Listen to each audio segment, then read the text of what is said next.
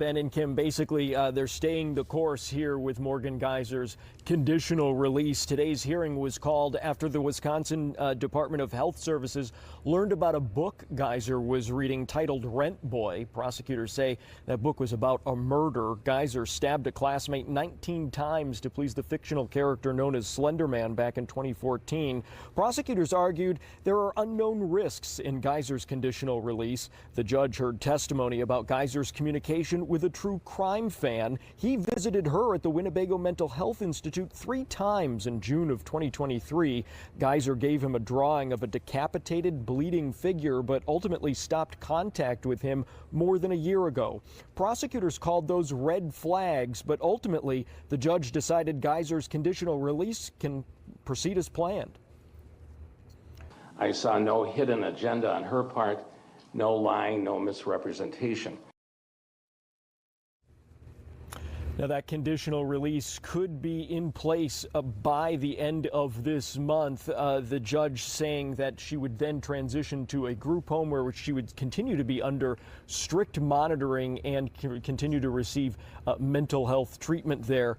However, the location of that group home would not be made public due to privacy concerns and also for Geyser's own safety. Reporting live in Waukesha, Brett Lemoyne, Fox 6 News. Brett, I have to ask, was there any reaction in the courtroom for those who wanted to see her stay in a facility and be treated in-house? So, Kim, I can't answer that. I can only tell you that we were aware that the victim in this case and her family appeared via Zoom. I was not privy to be able to see what their reaction was to this. Obviously, though, prosecutors were upset that it didn't go, that this release wasn't blocked as they had hoped. But we just spoke with Anthony Cotton, Geyser's attorney, who said that Geyser is thrilled that this is going forward, and he said that this shouldn't have never happened in the first place. Complicated case. All right, Brett Lemoyne, thank you. One of the Slender Man stabbers, who viciously ambushed and hacked a classmate when she was 12 years old in an effort to please a made-up internet boogeyman, has vanished, and cops are now hunting her. Morgan Geyser, 23, cut off her ankle monitor and escaped from the group home where she was living, and she's currently on the run, according to cops in Madison, Wisconsin. Her whereabouts are unknown as of Sunday morning. Police said Geyser, along with her friend Anissa Wire, lured a fellow 6th-grade girl into a Waukesha, Wisconsin park in 2014 and stabbed her 19 times.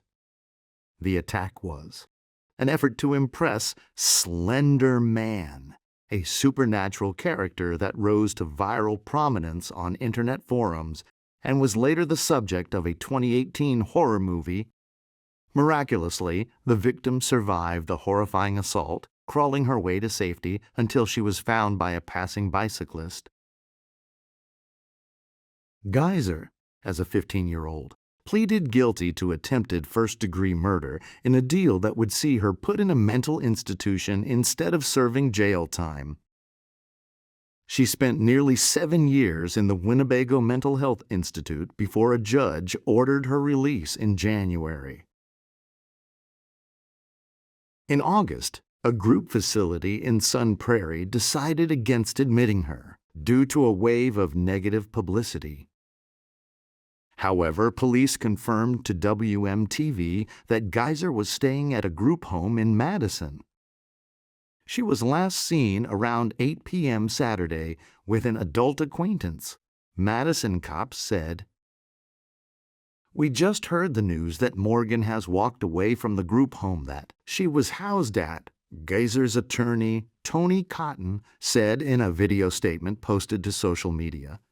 Obviously, it's in her best interest to turn herself in immediately and not continue with this course of action, Cotton said. We don't know any of the facts about what happened or who might have assisted her. But certainly, if there is someone who might have assisted her, that person will be prosecuted to the fullest extent of the law, he continued.